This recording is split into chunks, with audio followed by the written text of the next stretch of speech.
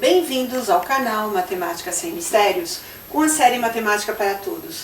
Hoje é domingo e nós vamos ver como fazer com uma dízima periódica uma fração que gere essa dízima periódica, ou seja, descobrir quem é a fração que gera a dízima periódica.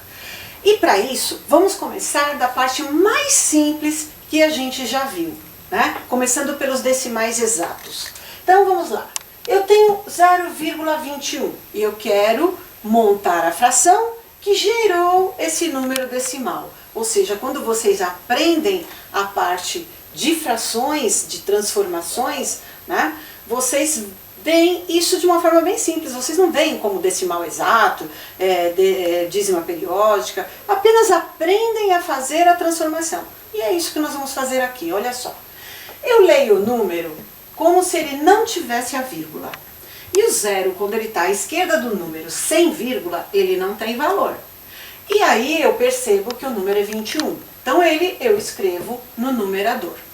O meu denominador, ele vai ser formado por casas decimais.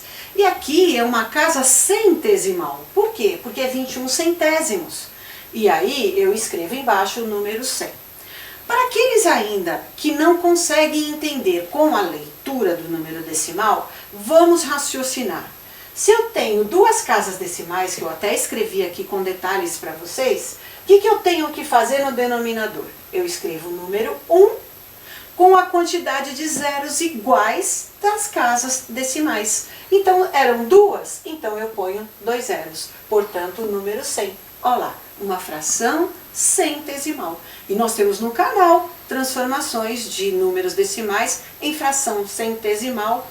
E vocês podem parar o vídeo aqui, voltar lá, para aprender também um pouquinho a mais sobre isso. Ou então terminem de assistir esse vídeo e vão lá, dar uma olhadinha na aula, separem, né, salvem aí o vídeo para ver depois, da maneira que vocês preferirem.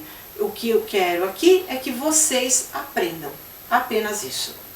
Segundo exemplo, eu tenho o número 1,729. Então, de novo, como é que eu leio esse número sem a vírgula? Eu leio esse número como 1729. Ele eu escrevo no numerador. E o denominador? Olha só, é um número decimal com 3 casas depois da vírgula. Então, é milésimos, né? 729 milésimos. Se é milésimos, o denominador é 1000. Pronto, a leitura está feita, eu já consegui escrever a fração. Ah, mas mesmo assim eu não visualizo. Tá bom, então vamos lá. Quantas casas eu tenho depois da vírgula? Tenho 3 casas. Olha lá, o 7, o 2 e o 9. Bom, então, de acordo com o que eu vi no primeiro exemplo, eu tenho que escrever o 1 com a quantidade de zeros iguais à quantidade das casas decimais? Sim. Então, se são 3 casas, eu escrevo 3 zeros. Olha lá, 3 zeros. Portanto, está aqui, ó, 1729 milésimos, ok? Terceiro exemplo, 53,48.602. Então, como é que eu escrevo o número? Sem a vírgula.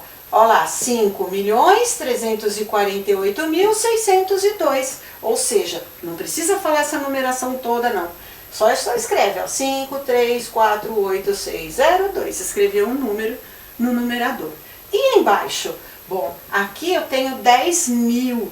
Então, 10.000 milionésimos, né? Nós teríamos que escrever quantos zeros, então? Aqui seriam 100.000.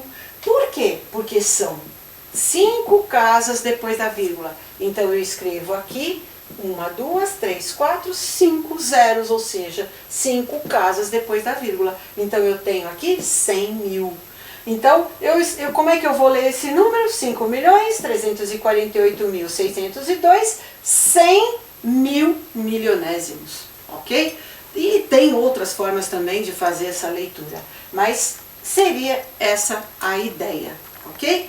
Eu vou colocar para vocês um quarto exemplo, agora sim, usando dízima periódica. Como é que a gente faz? É uma regra prática, mas que também exige um pouquinho de atenção. não pode perder nenhum detalhe, senão você não consegue fazer. Mas vamos lá.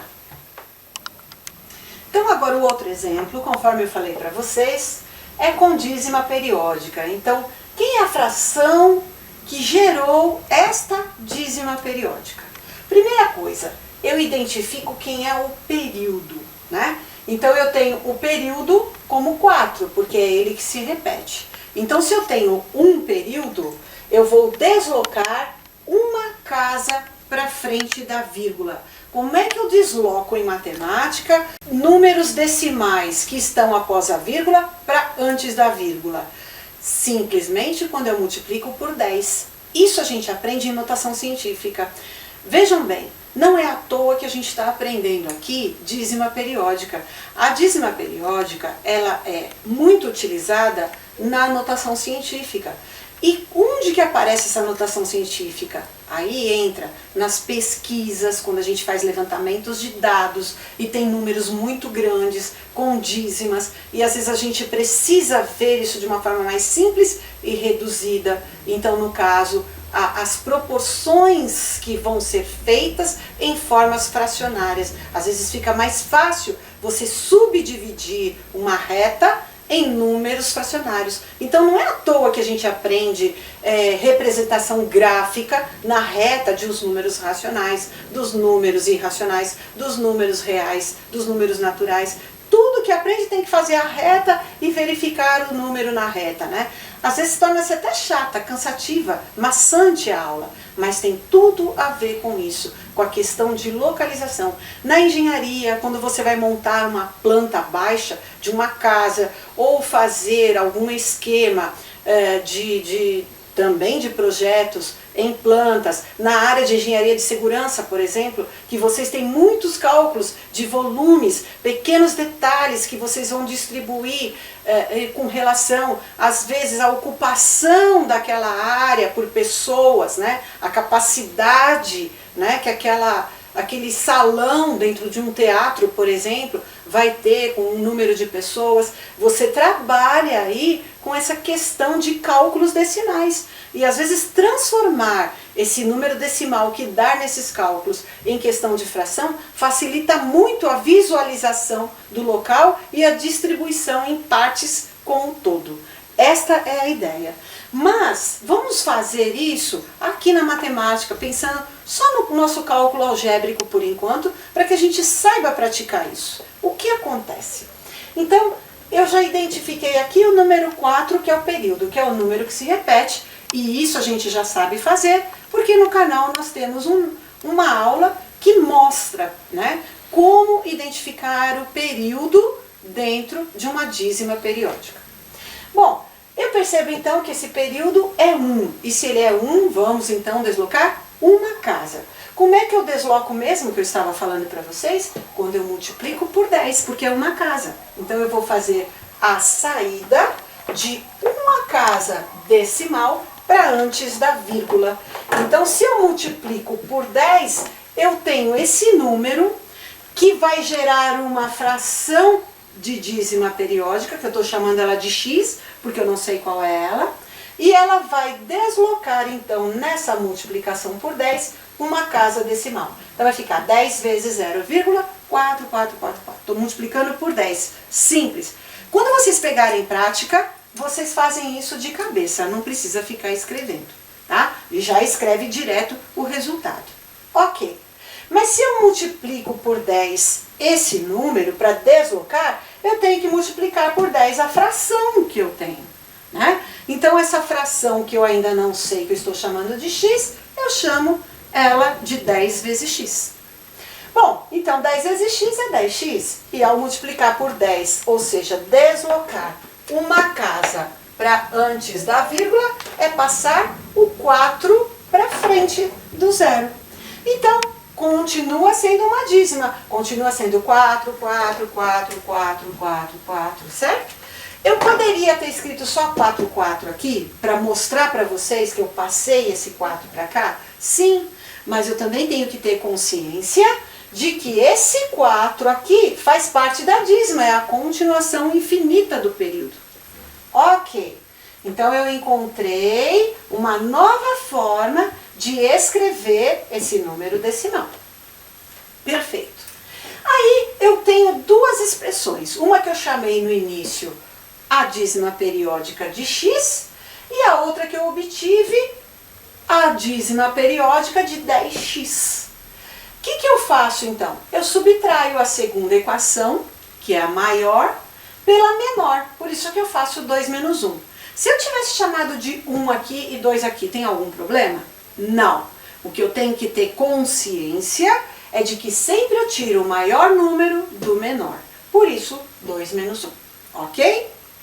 Ao fazer isso, então, eu reescrevo tudo. Ó. 2, que é 10x, igual a 4,444, menos 1, que é x igual a 0,444. E nós vamos tirá-la, nós vamos fazer o menos.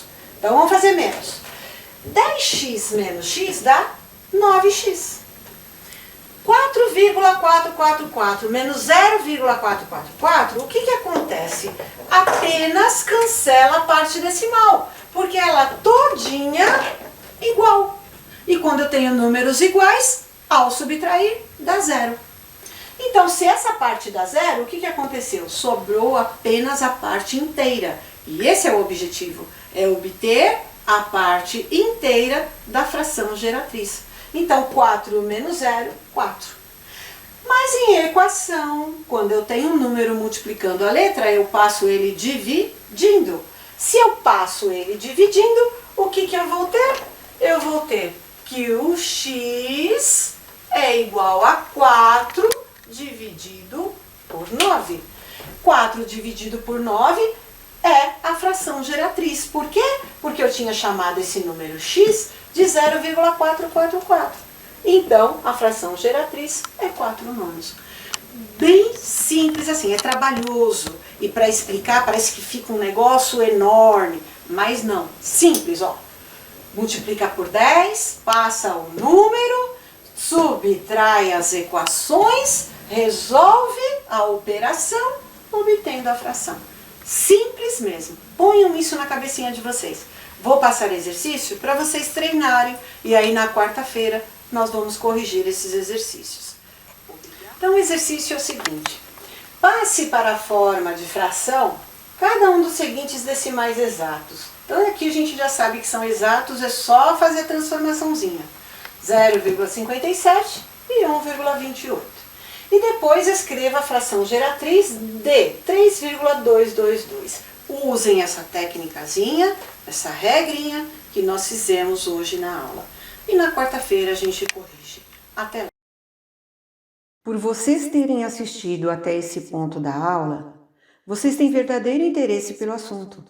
Então, considerem a possibilidade de deixar o seu like, se inscreverem no canal, ativando o sininho para receber informações sobre as próximas aulas. E compartilhem esse vídeo com os que vocês acham que estão precisando.